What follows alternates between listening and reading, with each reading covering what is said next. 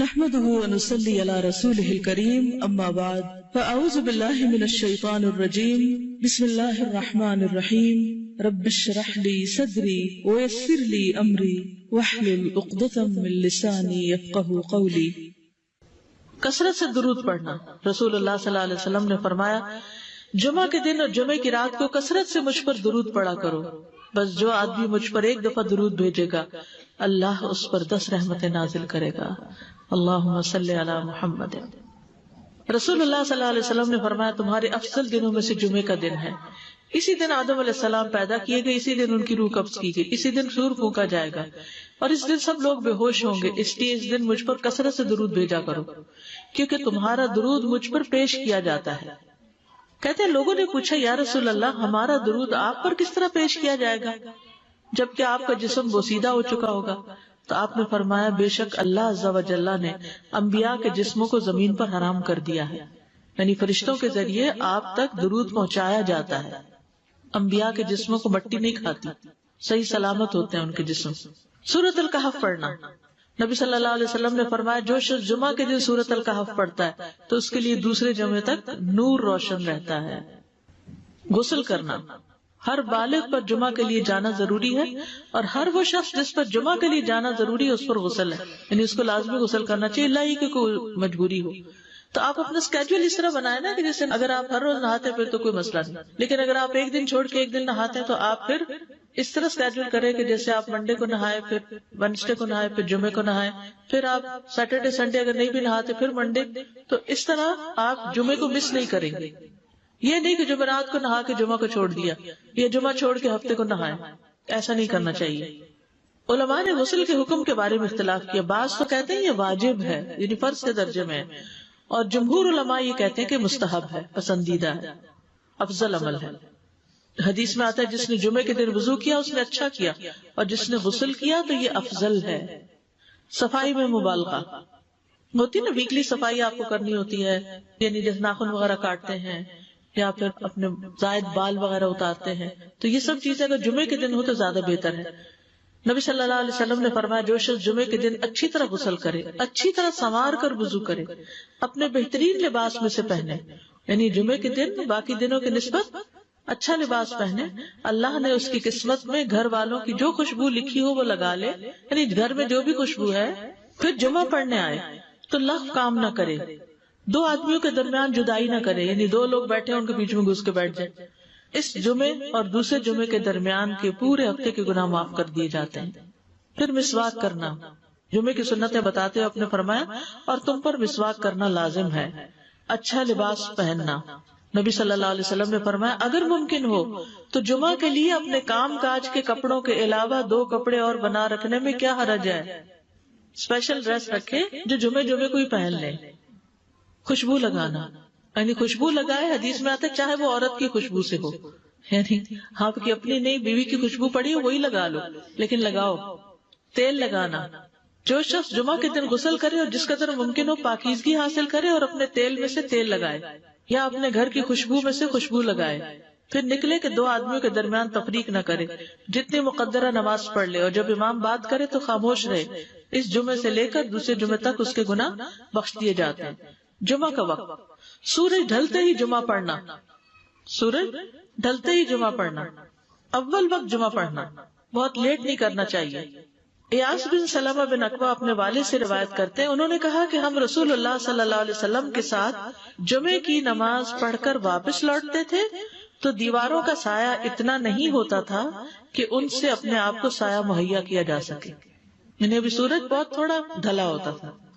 ہاں گرمی کی شدت میں تاخیر کی اجازت ہے۔ مسجد میں داخلہ۔ مسجد کی طرف جلدی نکلنا۔ تحیت المسجد ادا کرنا۔ عمر بن دینار کہتے ہیں انہوں نے جابر رضی اللہ عنہ کو کہتے ہوئے سنا کہ ایک شخص جمعہ کے دن مسجد میں داخل ہوا اس حال میں کہ نبی صلی اللہ علیہ وسلم خطبہ دے رہے تھے، تو آپ نے فرمایا کیا تم نے نماز پڑھی؟ اس نے کہا نہیں، تو آپ نے فرمایا کھڑے ہو 2 رکعتیں پڑھو۔ اب یہ بڑا اہم مسئلہ ہے، مسجد میں داخل ہو چاہے خطبہ ہو رہا ہو 2 رکعت پڑھے بغیر نہ بیٹھو، ٹھیک ہے؟ اور یہ کیا ہے؟ دراصل تحیت المسجد، یہ جمعے کی سنتیں نہیں ہیں، یہ کیا ہے؟ تحیت المسجد ہے، اور مختصر پڑھی جائیں، یعنی امام جب خطبہ دے رہا ہو تو چاہیے کہ 2 رکعتیں پڑھے اور دونوں میں اختصار کرے. نماز سے قبل ہلکا بنانے کی ممانعت. مثلا آپ جلدی چلے گئے تو یہ نہیں کہ ایک گروپ بنا کے آپس میں گپ شپ شروع کر دیں، نہیں، سیدھے ہی لائنوں میں بیٹھیے. انتظار کا وقت کیسے گزاریں گے؟ نفل پڑھ کے بیٹھ گئے، ذکر اذکار کریں، قبلے کی طرف رخ کر کے لائنوں میں بیٹھے. ہلکا نہیں بنائے، بیٹھ کے خرید و فروخت نہیں کریں. تاخیر سے آنے پہ گردنیں پھلانگ کے نہ آگے جائیں. رسول اللہ صلی اللہ علیہ وسلم نے فرمایا ٹیک لگا کے مت کھاؤ. یہ عام ایک ادب بتایا، یعنی اس طرح ٹیک لگا کے نہیں کھاؤ، کھانے کے وقت سیدھے ہو جاؤ. چھنے ہوئے آٹے کی روٹی نہ کھاؤ، میدا. مسجد میں کوئی جگہ مقرر نہ کرو کہ یہ میری جگہ ہے، آپ کیوں آج یہاں کھڑی ہوگی، کہ تم اسی میں ہی نماز پڑھو. کچھ لوگ ہوتے ہیں نا، آ کے مخصوص جگہ ہی پڑھتے ہیں، اگر کوئی اور وہاں ہو جائے ڈسٹرب ہو جاتے ہیں. اور جمعہ کے دن لوگوں کی گردنیں نہ پھلانگو، ورنہ اللہ تمہیں قیامت کے دن لوگوں کے لیے پل بنا دے گا. کیونکہ بہت اذیت کی بات ہے نا، بیٹھے ہیں لوگ باقاعدہ بعض اوقات کندھوں پہ ہاتھ رکھ کے اس کو تنگ کر اس کو تنگ کر، تو یہ نہیں کرنا چاہیے. اگر آپ کو اٹھنا بھی پڑ گیا بیچ میں تو واپسی پہ پیچھے کھڑے ہو جائیے، اگلی لائن مل جائے گی. جی یہ تو بہت ضروری بات آپ نے کی کہ جب لوگ مسجد آئے تو پہلی صف میں بیٹھے، یعنی پہلی چھوڑ کے آخری میں بیٹھ جائیں اور پھر لوگ ان کی گردنیں پلانگتے رہیں، دوسروں کے لیے فتنہ بننا. جابر بن عبداللہ رضی اللہ عنہ سے روایت ہے کہ جمعے کے دن رسول اللہ صلی اللہ علیہ وسلم خطبہ ارشاد فرما رہے تھے کہ ایک آدمی مسجد میں داخل ہوا، وہ قریب آ کر بیٹھنے کے لیے لوگوں کے اوپر سے گزرنے لگا. رسول اللہ صلی اللہ علیہ وسلم نے فرمایا بیٹھ جاؤ، تحقیق تم نے لوگوں کو تکلیف پہنچائی اور دیر سے آئے. یہ عربی کے الفاظ بڑے خوبصورت ہیں. اجلس فقد آذیت و آنیت، کتنی جامع زبان ہے یہ. اجلس فقط آذیت، تو نے اذیت دی، و آنیت، اور دیر سے آئے. تو اس سے منع کیا گیا. کسی کو اس کی جگہ سے نہ اٹھانا. جابر رضی اللہ عنہ نبی صلی اللہ علیہ وسلم سے روایت کرتے ہیں، آپ نے فرمایا تم میں سے کوئی شخص جمعہ کے دن اپنے بھائی کو کھڑا نہ کرے کہ پھر دوسری طرف سے آ کر اس کی جگہ پہ خود بیٹھ جائے، بلکہ جو آئے وہ کہے جگہ کشادہ کرو، ہمارے لیے بھی جگہ بناؤ. یہ کہے. خطبہ جمعہ اور اس کے آداب. خطبہ جمعہ کی اہمیت. جب اذان ہو جائے تو کیا کرے انسان؟ مسجد کی طرف دوڑ پڑے. تو مسجد میں جماعت تو نہیں ہو رہی ہوگی، پہلے کیا ہو رہا ہوگا؟ خطبہ ہو رہا ہوگا. امام کے خطبے سے پہلے سلام کرنا. نبی صلی اللہ علیہ وسلم جب ممبر پر چڑھتے تو حاضرین کو السلام علیکم کہتے. امام کا کھڑے ہو کر خطبہ دینا. رسول اللہ صلی اللہ علیہ وسلم کھڑے ہو کر خطبہ دیتے، پھر بیٹھ جاتے، پھر کھڑے ہوتے اور کھڑے ہو کر خطبہ دیتے، یعنی بیچ میں تھوڑا سا بیٹھ بھی جاتے تھے. جس نے تمہیں یہ خبر دی کہ آپ بیٹھ کر خطبہ دیتے تھے تو تحقیق اس نے جھوٹ بولا.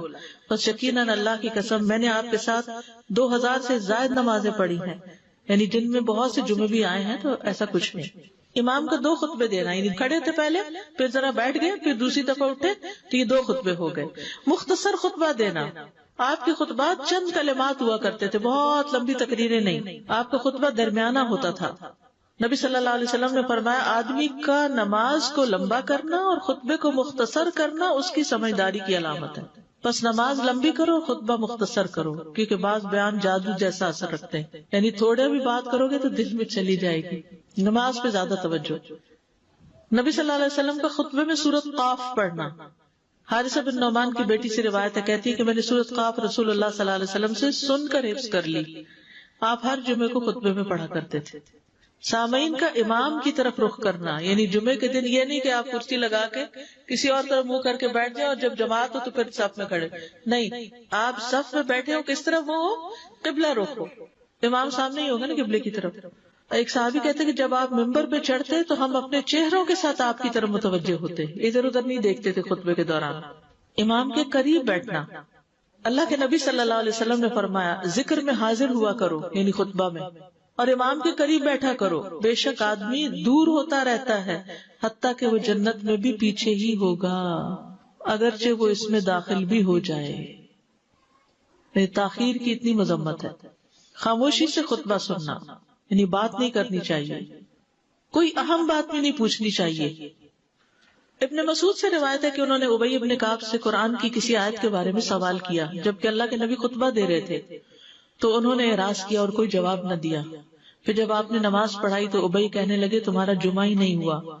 تو ابن مسعود نے رسول اللہ صلی اللہ علیہ وسلم سے پوچھا تو آپ نے فرمایا ابی نے سچ کہا، کوئی بات کرنے کی اجازت نہیں، یہ کہنے کی بھی کہ چپ ہو جاؤ یہ بھی اجازت نہیں۔ عبداللہ بن مسعود کہتے کہ جب امام جمعہ کے لیے آ گیا پھر تمہارا اپنے ساتھی سے یہ کہنا کہ خاموش رہو لغویت کے لیے کافی ہے، یہ بھی لغو بات ہے۔ کوئی لغو حرکت نہ کرنا، کنکریوں سے نہ کھیلنا، فون سے نہیں کھیلنا، میسجز چیک نہیں کرنا، انگلیوں میں انگلیاں ڈال کے پٹاخے نہیں بجانا، گوٹ مار کے نہیں بیٹھنا۔ گوٹ مار کے کیسے بیٹھتے ہیں؟ گھٹنے اوپر کر کے اور یوں ایسے گھٹنوں کے گرد ہاتھ ڈال کے۔ کئی دفعہ ایسے نظر آتا ہے کہ خطبے میں لوگ اس طرح بیٹھے ہوتے ہیں کیونکہ پتہ نہیں ہے، یعنی آپ چوکڑی مار سکتے ہیں۔ آپ سب سے افضل پوزیشن تو یہ ہے کہ جیسے نماز کے اتحیات میں ہم بیٹھتے ہیں، لیکن کچھ لوگ اس طرح بیٹھ نہیں سکتے، چلے کرسی بھی بیٹھ جائیں۔ اگر کرسی نہیں ہے نیچے بیٹھے ہیں تو چوکڑی مار کے بیٹھ جائیں، مگر ٹانگیں اس طرح پیٹ کے ساتھ لگا کے گھٹنوں پہ ہاتھ کو بل دے کے اس طرح نہیں بیٹھے۔ اگر مجبوری ہے تو وہ اور بات ہے، لیکن یہ کہ بلا وجہ نہیں کرنا چاہیے کیونکہ ادب کے خلاف ہے۔ اونگ آنے پر جگہ بدلنا، نبی صلی اللہ علیہ وسلم نے فرمایا اگر جمعہ کے دن کسی کو مسجد میں اونگ آنے لگے تو اپنی اس جگہ کو دوسری جگہ سے بدل لے۔ کہ بعض اوقات ایسا ہوتا ہے نا خطبے کے وقت بڑی سکینت ہوتی ہے اور آخری خطبہ تو آپ نیند میں ہی سنتے ہیں۔ نماز جمعہ کی رکعت 2 رکعت ہے فرض بس۔ جمعہ کی نماز 2 رکعتیں ہیں اور ان دونوں میں قرات ہوتی ہے۔ نبی صلی اللہ علیہ وسلم جمعے میں سبح اسم ربک الاعلی اور هل اتاک حدیث الغاشیہ پڑھتے۔ کبھی جمعہ اور عید کٹھے ہو جاتے تب بھی دونوں نمازوں میں یہی سورت پڑھتے تھے، ٹھیک ہے۔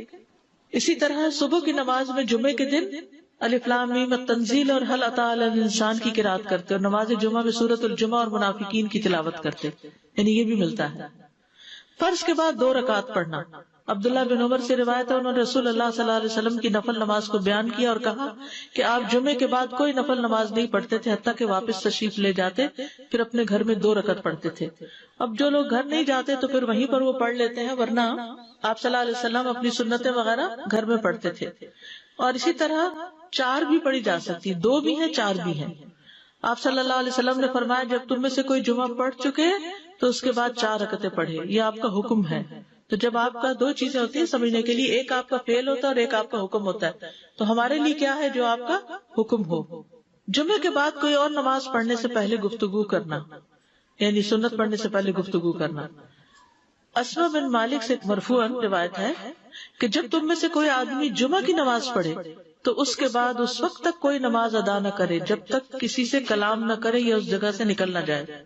پہلے منع تھا، اب کوئی نہ کوئی بات کر لینی چاہیے، نہیں سمجھ آئی؟ یعنی جمعہ پڑھ لیا آپ نے اور پھر کسی سے آپ سلام دعا کر لیں، اس کے بعد سنت پڑھیں یا نفل جو بھی، ٹھیک ہے۔ اور گھر جانا تو گھر جا کے پڑھیں، اور اگر گھر نہیں جانا کام پہ جانا تو ادھر ہی پڑھ کے چلے جائیں۔ کتنا پیارا ہے ہمارا دین کہ اتنا لمبا بھی چپ کا روزہ نہیں رکھوایا۔ بالکل۔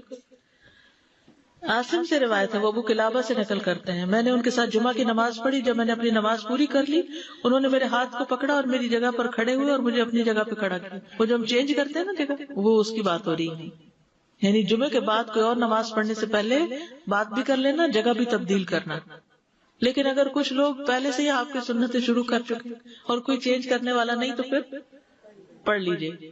یعنی یہ مستحب اعمال ہے، ان میں ایسا نہیں کہ کوئی گناہ لازم ہو جائے گا، لیکن افضل یہ ہے، افضل سے اجر زیادہ ہو جاتا ہے۔